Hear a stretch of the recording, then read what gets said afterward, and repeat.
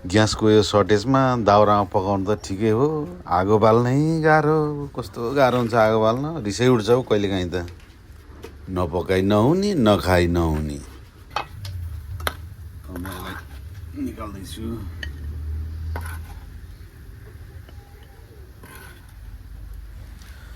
पाक्यो है, पाक्यो गाइस, पाक्यो पाक्यो। अब लु खाम। लु बफ चल्नेहरू चाहिँ यता हाजिर हुम है।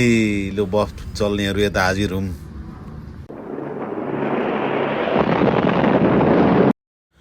हेलो गाइज, हौवा सेवा दर्शन नमस्ते। अधुरो किचन एन्ड ब्लगमा हजुरलाई स्वागत छ। गाइज आज चाहिँ मेरो रेसिपी बफ फ्राई, बफ सेकुवा। आगोमा होइन तर तेलमा बफ फ्राई गर्न लागेको छु है। मैले 500 ग्राम बफ लिएर आएको छु। अब म यसलाई चाहिँ चट्टसँगले साइजको काट्छु।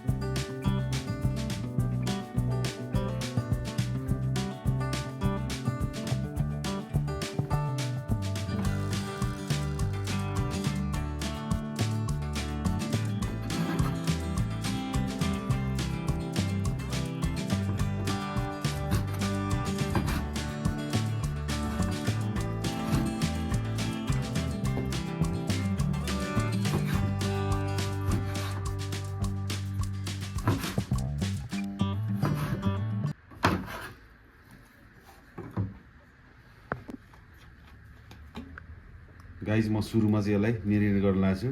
त्यसको लागि तोरीको तेल,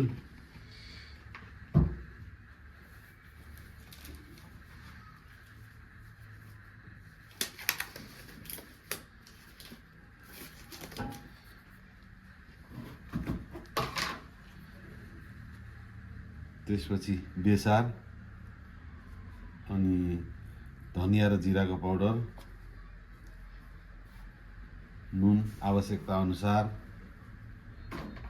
त्यसपछि मैले यहाँ अदुवाको पाउडर, जिन्जर पाउडर, अनि यहाँ ब्ल्याक पेपर, यो चाहिँ बिस्तारै गरम मसला, अनि यो चाहिँ मिट मसला है गाइस, अनि यो खोर्सानीको धुलो। अब यसलाई चाहिँ म पहिला मेरिनेट गर्छु।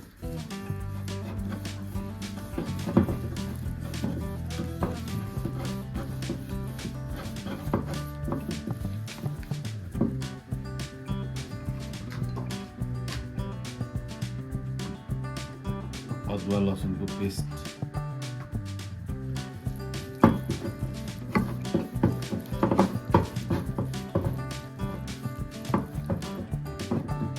यो मासुलाई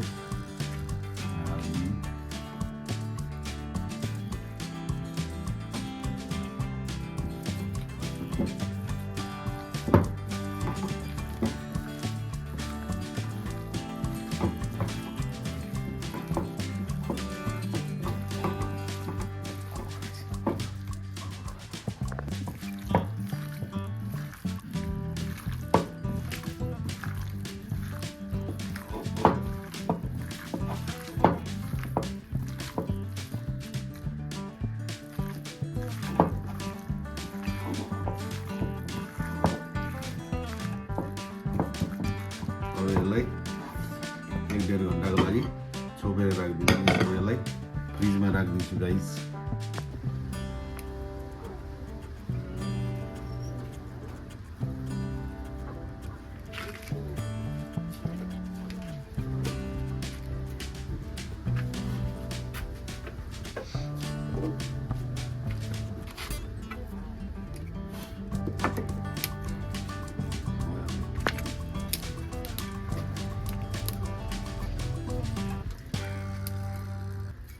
गाइज म चुलामा आइसकेको छु। अब मेरो यहाँ तेल बिस्तारा तात्दैछ है गाइज।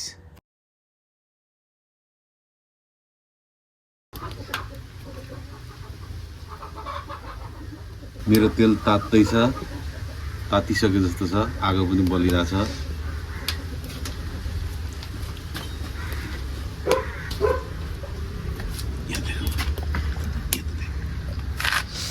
अब यो 1.5 घन्टा भइसक्यो मेरिनेट गरेको बफ मासु।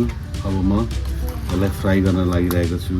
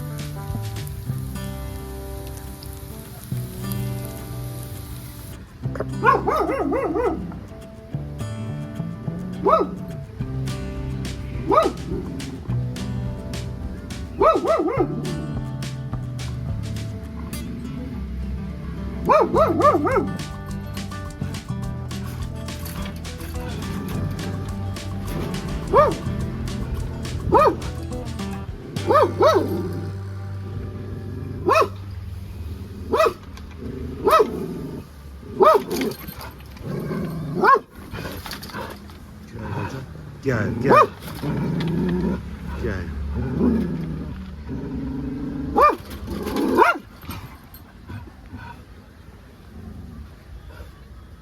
कसले के लग्यो ह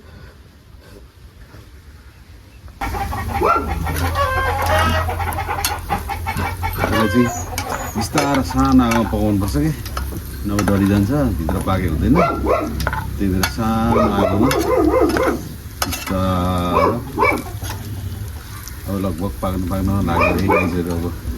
अब एकैछिन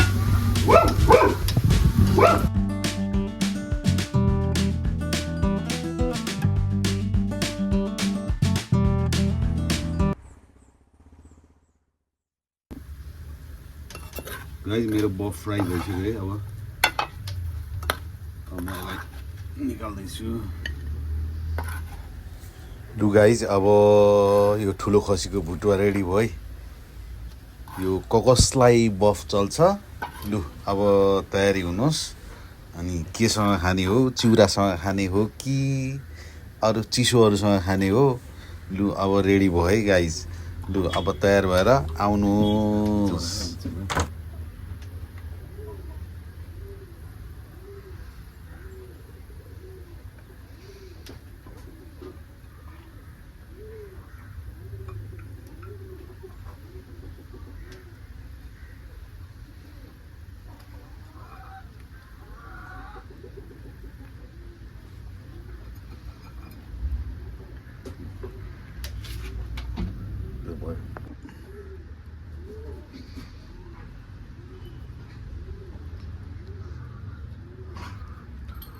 गाइज मेरो बफ सेकुवा बफ फ्राई रेडी भयो। गाइज मेरो बफ फ्राई रेडी भयो है। अब चाखौँ त कस्तो छ।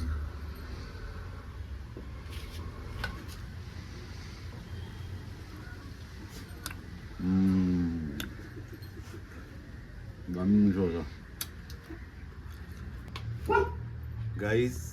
मेरो भिडियो यहाँहरूले अन्तिमसम्म हेरेर साथ दिनुभयो। हजुरहरूलाई धेरै धेरै धन्यवाद। म यस्तै अरू नयाँ भिडियोहरू ल्याउँदै गर्छु। हजुरलाई मेरो भिडियो मन पर्यो भने प्लिज लाइक कमेन्ट सेयर र सब्सक्राइब पनि गरिदिनु होला। आजलाई बाई बाई।